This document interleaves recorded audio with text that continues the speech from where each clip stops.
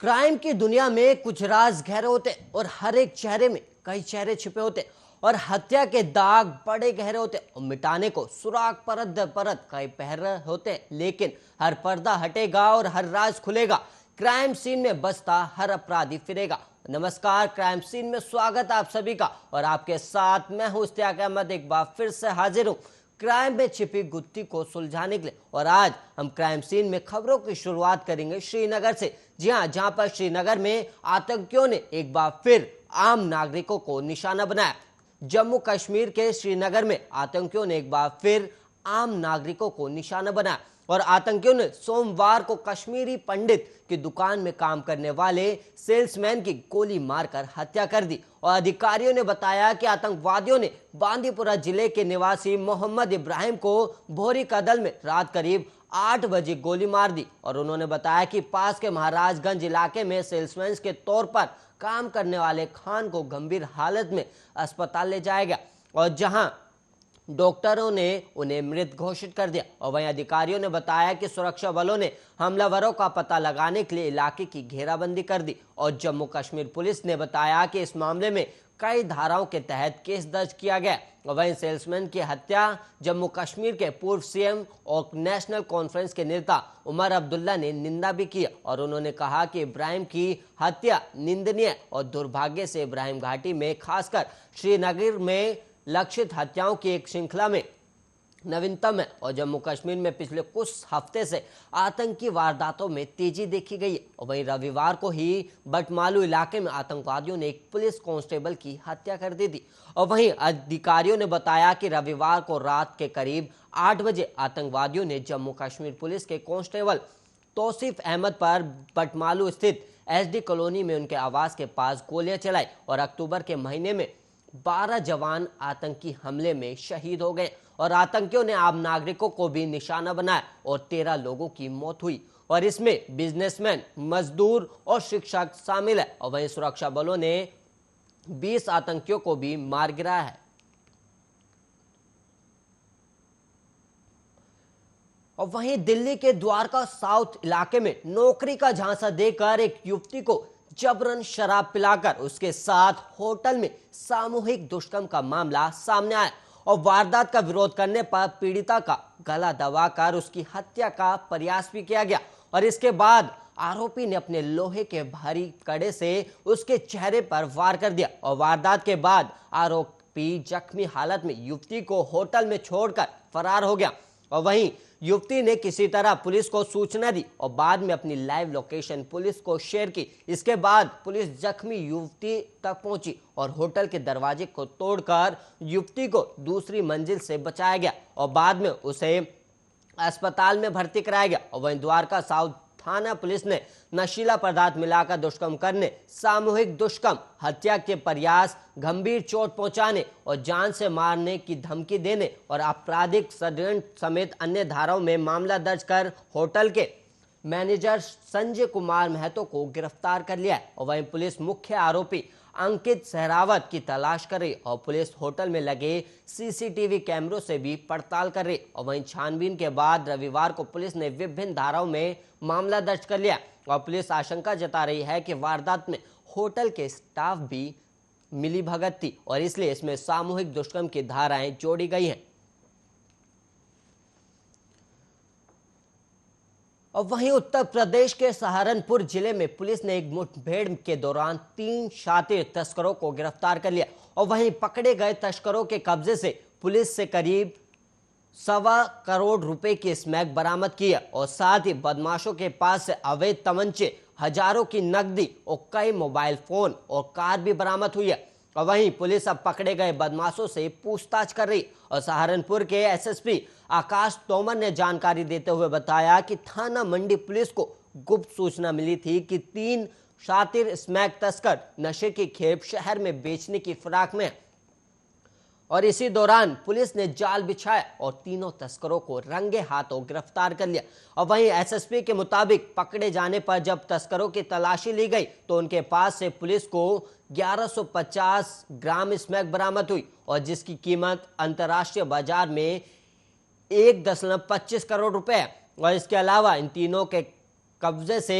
58,500 रुपए नगद, 13 mobile phone, electronic कांटे और 3 अवैध तमंचे और 312 बोर और जिंदा खोखा कारतूस और एक गाड़ी भी पुलिस ने बरामद की। वहीं पुलिस पकड़े गए सभी बदमाशों से लगातार पूछताछ कर रही है और पुलिस को आशंका है कि इन आरोपियों के लिंक कई बड़े तस्करों के साथ हो सकते हैं और पुलिस पता लगा रही है कि ये लोग नशे की खेप कहां से लाते थे और कहां कहां सप्लाई करते थे और इनका नेटवर्क सहारनपुर शहर के साथ साथ कहां कहां फैला हुआ है।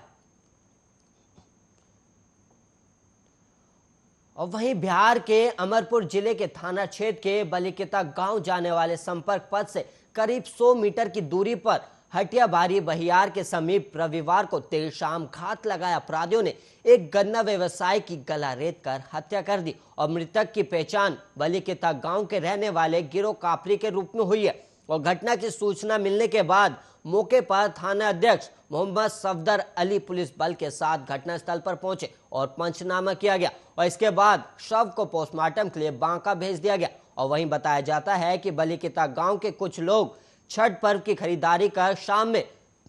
घर लौट रहे थे और इसी क्रम में सड़क के बीचों बीच गिरोह कापरी का शव पड़ा मिला। इसके बाद लोगों ने गांव जाकर घटना की जानकारी दी। तब मृतक के परिजनों और ग्रामीण मौके पर पहुंचे और मृतक के परिजनों ने गांव के जयराम कापरी, रिपू कापरी और भवेश कापरी पर हत्या का आरोप लगाया। और वहीं परिजनों ने बताया कि गिरोह कापरी छठ पर्व को लेकर भर को हाट गन्ना बेचने गया था और वहां से लौटने के क्रम में हटियाबारी बहियार के समीप पूर्व से घात लगाए आरोपियों ने घटना को अंजाम दिया। और वहीं गिरोह कापरी की पत्नी सुषमा कापरी और बेटे अवधेश कापरी ने बताया कि आरोपी जयराम कापरी से एक हफ्ते पहले ही बोरिंग से पटवन को लेकर कहा सुनी हुई थी और उस दौरान उसने जान से मारने की धमकी भी दी थी। और इधर घटना को लेकर थाना अध्यक्ष सफदर अली ने बताया कि शव का पंचनामा कर उसका पोस्टमार्टम कराने के लिए बांका भेज दिया गया। वहीं परिजनों के बयान पर मामला दर्ज किया गया जाएगा और उसके बाद आगे की कार्रवाई की जाएगी। और वहीं आपको बता दें कि इस मामले में अभी तक किसी की गिरफ्तारी नहीं हुई थी। और वहीं उत्तर प्रदेश की राजधानी लखनऊ के बंतरा थाना क्षेत्र के गडियानपुरवा गांव में एक किसान की हत्या का मामला सामने आया और घर के बरामदे में सो रहे 45 साल के जगजीवन रावत के सिर पर किसी भारी चीज से वार कर उसे मौत के घाट उतारा गया। और वहीं सुबह के समय किसान के बेटे ने घर में पिता को खून से लथपथ देखकर आसपास के लोगों को सूचना दी, जिसके चलते गांव में हड़कंप मच गया और थोड़ी ही देर में आसपास गांव के सैकड़ों लोग किसान के घर इकट्ठा हो गए। और वही सूचना पाकर पुलिस घटनास्थल पर पहुंची और जांच पड़ताल करने में जुटी है। और वहीं फिलहाल मृतक के परिजनों ने अभी तक तहरीर नहीं दी है और मृतक की पत्नी की 5 साल पहले ही ट्रेन एक्सीडेंट में मौत हो चुकी है। और वहीं ग्रामीणों ने बताया कि मृतक जगजीवन शराब पीने का आदी था और गांव के कई लोगों के साथ वो दारू पार्टी भी करता था और घटना के एक दिन पहले भी उसने गांव के 2 लोगों के साथ पार्टी की थी। और वहीं एसएसपी कृष्णा नागर स्वतंत्र कुमार सिंह ने बताया कि पुलिस को सूचना मिली थी कि गडियानपुरवा में जगजीवन रावत जिनकी उम्र 45 से 50 वर्ष है और उनके माथे पर चोट लगने से मौत हो गई और जगजीवन के 2 बेटे हैं और एक बेटा बाहर रहता और बड़ा लड़का बगल वाले कमरे में सो रहा था और मृतक जगजीवन बरामदे में सो रहे थे और मृतक के सिर पर वार करके हत्या की गई और साक्ष्य जुटाए जा रहे और घर में किसी भी तरीके की लूटपाट नहीं हुई और पुलिस जल्द ही घटने का खुलासा करने का दावा कर रही है। और वहीं दिल्ली के द्वारका जिले के मोहन गार्डन इलाके में एक किशोर ने स्मैक लाने से इनकार किया तो आरोपी ने उसकी मां की चाकू घोंपकर हत्या कर दी और वहीं उसके रिश्ते के चाचा को भी चाकू मार दिया गया और मृतका की पहचान प्रियंका के रूप में हुई है और घायल सन्नी का अस्पताल में इलाज जारी है। और वारदात के चंद ही घंटों बाद पुलिस ने आरोपी लक्की उर्फ लाखन को गिरफ्तार कर लिया। दरअसल प्रियंका का 17 वर्षीय बेटा समीर आरोपी लक्की का दोस्त था और रविवार देर रात को लक्की ने समीर का मोबाइल अपने पास रखकर उसे 400 रुपए दिए और स्मैक खरीद कर लाने के लिए कहा और समीर सीधा अपने घर पहुंचा और उसने मां को सारी बात बताई और उस समय घर पर मौजूद सन्नी और प्रियंका आरोपी के पास पहुंचे और उसे डांट कर प्रियंका ने एक थप्पड़ भी मार दिया था और इसी बात पर आरोपी ने प्रियंका और सन्नी पर हमला कर दिया और हमले में प्रियंका की मौत हो गई, जबकि सन्नी का इलाज जारी है और मोहन नगर थाना पुलिस मामले की जांच करे और जांच के दौरान पुलिस को पता चला कि प्रियंका अपने पति शंभू राय से अलग गली नंबर 9 में रह रही थी और इसके परिवार में 17 वर्षीय बेटा समीरा और रविवार रात को प्रियंका के घर पर इनका जानकार युवक सन्नी भी मौजूद था और इस दौरान समीर अपने दोस्तों से मिलने बाहर चला गया और चौक पर उसे आरोपी लक्की उसने समीर से उसका मोबाइल जबरन ले लिया और इसके बाद उसे 400 रुपये देकर स्मैक लाने के लिए कहा गया और स्मैक नहीं लाने पर आरोपी ने समीर को चाकू दिखाकर उसे जान से मारने की धमकी दी और वहीं बजाय स्मैक लाने के समीर घर आया और सारी बात अपनी मां को बताई और सन्नी और प्रियंका देर रात को ही वहां पहुंचे और आरोपी को थप्पड़ मारकर बेटे का मोबाइल वापस लेकर उसे 400 रुपये वापस कर दिए थे और इस बात पर लक्की भड़क गया और उसने दोनों को चाकू मार दिया और पुलिस ने हत्या का मामला दर्ज कर छानबीन शुरू कर दी और वहीं एसएचओ राजेश मौर्य, इंस्पेक्टर देवेंद्र और अन्य की टीमों ने आरोपी की तलाश शुरू की। इसके बाद सोमवार आरोपी को नवादा मेट्रो स्टेशन के पास से गिरफ्तार कर लिया गया और उसके पास से वारदात में इस्तेमाल चाकू भी बरामद कर लिया गया और पुलिस पकड़े गए आरोपी से पूछताछ कर मामले की छानबीन कर रही। और वहीं सासाराम में रोहतास पुलिस को बड़ी कामयाबी हाथ लगी और पुलिस ने जिला मुख्यालय सासाराम के नगर थाना क्षेत्र से सुनील कुमार सोनकर हत्याकांड में 3 आरोपियों को गिरफ्तार कर लिया और उनके पास से देसी कट्टा भी बरामद किया गया और सभी से पूछताछ की जा रही। रोहतास के एसपी आशीष भारती ने प्रेस कॉन्फ्रेंस कर बताया कि शनिवार की रात शोभागंज निमटोली में रहने वाले युवक सुनील की हत्या कर दी गई थी और जिस मामले में 3 लोगों को गुप्त सूचना के आधार पर जाल बिछाकर गिरफ्तार किया गया और साथ ही उनके पास से एक देसी कट्टा भी बरामद हुआ और वहीं एसपी ने बताया कि गिरफ्तार अपराधियों ने जगन खटीक, बादल बहेलिया और अमजद गद्दी शामिल है और इन्हें अडखंबा इलाके से गिरफ्तार किया गया और उन्होंने कहा कि सुनील सोनकर हत्याकांड को यही तीनों ने मिलकर अंजाम दिया था और महज 30 घंटे में ही हत्या के तीनों आरोपियों को पुलिस ने अरेस्ट कर लिया और वहीं आपको बता दें कि सुनील कुमार की गोली मारकर हत्या कर दी गई थी और इस मामले को गंभीरता से लेते हुए सासाराम के एसडीपीओ के नेतृत्व में विशेष टीम का गठन किया गया था और वहीं जानकारी मिली कि वारदात में शामिल तीनों यहां घूम रहे, जिसके बाद तीनों को गिरफ्तार कर लिया गया और वहीं स्पीडी ट्रायल के जरिए इन जल्द से जल्द सजा दिलाई जाएगी। वहीं आपको बताएं कि सुनील सोनकर तकिया बाजार इलाके का रहने वाला था और आलमगंज में किराए पर रहता था और जुआ खेलने के दौरान आपस ही में ही दोस्तों के बीच विवाद हो गया। तभी एक ने कमर से लोडेड हथियार निकाला और सुनील को शूट कर दिया और आनन फानन में उसे इलाज के लिए सदर अस्पताल ले जाया गया, लेकिन तब तक उसकी मौत हो चुकी थी। और वहीं नीबेहेड़ा कोतवाली थाना क्षेत्र में 12 अक्टूबर को अंबानगर स्थित पत्थर के खदानों में बनी गुमटी में एक महिला का नग्न अवस्था में शव मिला था और मामले का खुलासा करते हुए पुलिस ने एक आरोपी को गिरफ्तार किया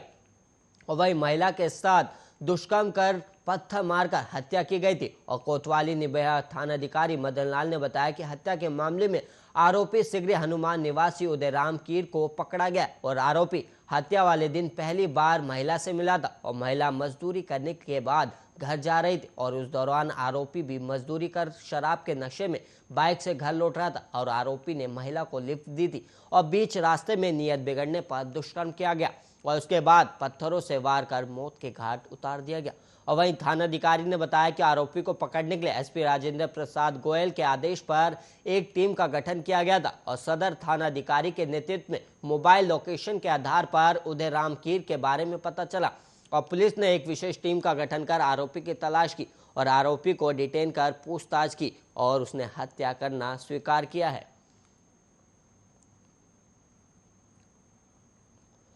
और वहीं मोतिहारी में पूर्वी चंपारण जिला में अपराधी बेलगाम हो गए और बेखौफ होकर आपराधिक घटनाओं को अंजाम दे रहे और सोमवार देर शाम बाइक सवार अपराधियों ने एक युवक पर अंधाधुंध फायरिंग की जिससे युवक की मौके पर ही मौत हो गई जबकि एक अन्य जख्मी हो गया और घायल को अस्पताल में भर्ती कराया गया और घटना पकड़ी दयाल थाना क्षेत्र के स्थित शेखपुरवा चौक के पास की और वहीं बताया जाता है कि 2 बाइक सवार अपराधियों ने एक युवक पर अंधाधुंध फायरिंग कर दी और अपराधियों ने फायरिंग में युवक की मौत घटनास्थल पर ही हो गई जिसकी पहचान तुर्कोलिया थाना क्षेत्र के बड़का अम्बा गांव के रहने वाले गुड्डू यादव के रूप में हुई है और जबकि गोलीबारी में कपड़ा व्यवसाय राजकिशोर पांडे भी गंभीर रूप से जख्मी हो गया और जिनका निजी अस्पताल में इलाज चल रहा है और घटना के बाद स्थानीय लोगों ने अपराधियों को पकड़ने की कोशिश की, लेकिन अपराधी फायरिंग करते हुए एक बाइक छोड़कर दूसरे बाइक से भाग खड़े हुए। और राजकिशोर पांडे का शेखपुरवा चौक पर कपड़े की दुकान है और घटना को लेकर कई तरह की बातें भी सामने आ रही। और वहीं मृतक गुड्डू यादव के शराब कारोबार से जुड़े होने की भी बात कही जा रही है और गोलीबारी करने वाले अपराधियों को मृतक का साथी बताया जा रहा है। हालांकि पुलिस मृतक गुड्डू यादव के रिकॉर्ड को खंगालकर अपराधियों तक पहुंचने के प्रयास में जुटी और घटना की जानकारी मिलते ही एसपी नवीन चंद्र झा समेत पकड़ी दयाल डीएसपी और कई थाना की पुलिस मौके पर पहुंची। और एसपी नवीन चंद्र झा ने बताया कि घटना की जांच के लिए पकड़ी दयाल डीएसपी के नेतृत्व में जांच टीम बनाई गई है और जल्द ही घटना का खुलासा कर अपराधियों को गिरफ्तार कर लिया जाएगा।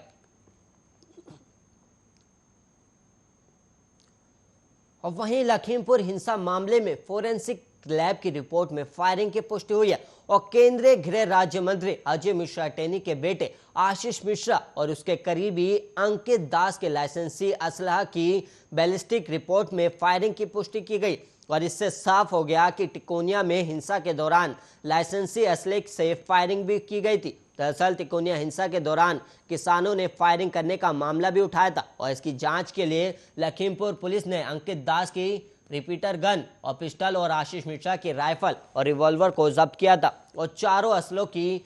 FSL रिपोर्ट मांगी गई थी और रिपोर्ट में फायरिंग की पुष्टि हो गई है।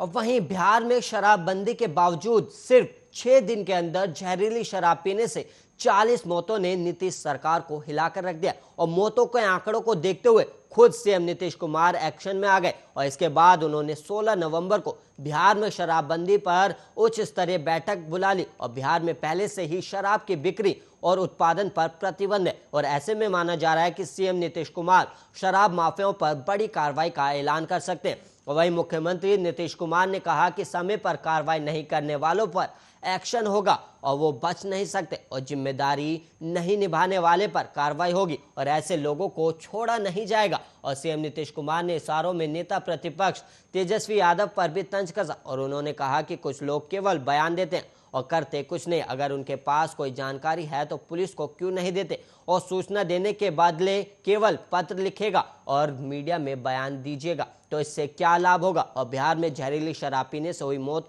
अचानक से सामने आई और दीपावली के एक दिन पहले ही यहां कुछ लोगों की मौत हुई थी। इसके बाद से सिवान, गोपालगंज, बेतिया, मुजफ्फरपुर, भागलपुर जैसे जिलों से मौत की खबरें सामने आने लगी। और आंकड़ों को देखा जाए तो महज 6 दिन के अंदर ही राज्य में जहरीली शराब से 40 से ज्यादा लोगों की मौत हो चुकी है। इसके बाद प्रशासन ने भी लोगों से अपील की है कि अगर कहीं भी कोई बीमार है तो उसकी सूचना पुलिस को दी जाए।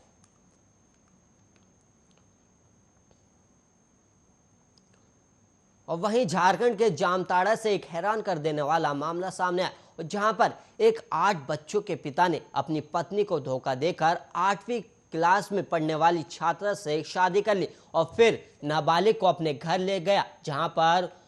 देह व्यापार करने का दबाव डालने लगा। और जब लड़की ने इसका विरोध किया तो उसके साथ मारपीट की गई और अलग अलग तरीके से उसे प्रताड़ित किया जा गया। और ये घटना उस समय सामने आई जब पीड़िता अपने घर से किसी तरह से जान बचाकर कामयाब रही। और आपको बता दें कि 26 जनवरी 2021 को कोर्ट में शादी करने के बाद जब पीड़िता अपने पति के घर पहुंची तो उसे देखा कि वो पहले ही शादीशुदा है और उसके 8 बच्चे। और ये देखकर उसके पैरों से जमीन खिसक गई और इस बात को लेकर दोनों के बीच झगड़ा होने लगा और बात तलाक तक पहुंच गई। और इस दौरान लड़की के परिजन अपनी बेटी को लेने उसके ससुराल पहुंचे और वहीं 50,000 रुपये तलाक पर सहमति बनी, लेकिन लड़की के पिता को पैसा नहीं मिला। बावजूद इसके परिजन अपनी बेटी को घर ले आए और कुछ दिन तक सब कुछ ठीक ठाक रहा, लेकिन फिर अचानक आरोपी लड़की के घर पहुंच गया और परिजनों को भरोसा दिलाकर लड़की को अपने साथ ले गया। और वहीं लड़की को घर लाने के बाद फिर से उसे प्रताड़ित किया जाने लगा और प्रताड़ना से तंग आकर 4 दिन पहले उसने घर से भागने का प्रयास किया, लेकिन ट्रेन नहीं मिलने के कारण स्थानीय लोगों ने उसे पकड़ लिया और फिर पति के घर पहुंचा दिया। और इसके बाद पति द्वारा उस पर देह व्यापार के लिए दबाव दिया जाने लगा और वहीं ससुराल वालों ने अत्याचार की सारी हदें पार कर दी और लड़की के साथ मारपीट के अलावा उसका मुंडन भी कर दिया गया। और आईब्रो के भी बाल को हटा दिया गया। और पीड़िता ने बताया कि जब वो चिल्लाती थी तो उसे करंट दिया जाता था। आखिरकार सोमवार को मौका मिला और वो घर से भाग गई और भागते हुए बाजार पहुंची, जहां उसकी मुलाकात कुछ पत्रकारों से हुई और उसने पत्रकारों को अपना हाल बताया और मदद मांगी। फिर तुरंत ही इसकी सूचना पुलिस को भी दी गई और पुलिस मामले में प्राथमिकी दर्ज कर मामले की जांच में जुट गई है। और वहीं आज के क्राइम सीन में इतना ही। फिर मुलाकात होगी क्राइम की कुछ चौंका देने वाली वारदातों के साथ, और हमारी नजरों से नहीं बच पाएगा कोई भी अपराध, चाहे नेता हो या आम इंसान। हर अपराध का होगा पर्दाफाश। और ऐसे ही तमाम खबरों के लिए आप देखते रहिए आर्या न्यूज।